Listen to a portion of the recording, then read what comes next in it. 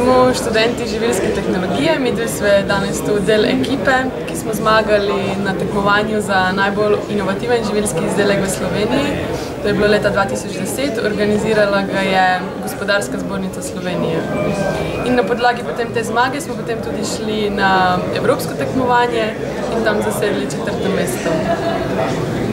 Naš zmagovalen izdelek je teranova pravljica.